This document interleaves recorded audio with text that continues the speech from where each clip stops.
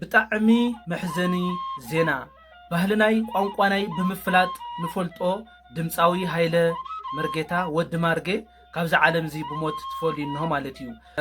ዝወዲ እዚ ብጣዕሚ ብልገርም ኩነታት ባህልናን ቋንቋናን አፋሊጡ ብዙሓት ዚ ቋንቋ ዚ ባህል እዚ ክፈልጡ ፎቲ ወይ ልገበረ ልገርም ካብዛ ዓለም እዚ ብሞት ተፈልይሎ ማለት እዩ ወዲ ማርጌ ብዓድዋ ብባህሉ ድመጾ ቀሊ አይፈልጥ ነሩ ወዲ ማርጌ ብዓዱ ብባህሉ ብህዝቡ ድመጾ እስካው ሞት ዋጋ ለመክፋል አው ቃልሲ ተጸምቢሩ ለትግራይ ብዙሕ ነገር ካውላወፈዩ ወናም ድምፃውያን ሓደ እዩ ማለት እዩ ለት ብልሓደ ረሕማም ግን ካብዚ ዓለም እዚ ብሞት ትፈልይንሆ ማለት እዩ ስለዚ ጅግና ያው ካብዚ ዓለም እዚ ብሞት ትፍለይ ተሎ ልግቦኦ ክብሪ ልግቦኦ ምስጋናይ ብምሃብ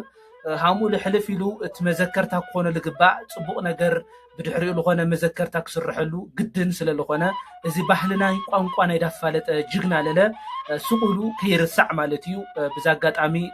ፎቶይቲ አድነቕቲ ሓደ መልእኽቲ ይሓድገለኹም ለቤተሰብ ለፎቶይቲ ለድነቕ ለህዝቢ ትግራይ ምጽንዕና አይምነይ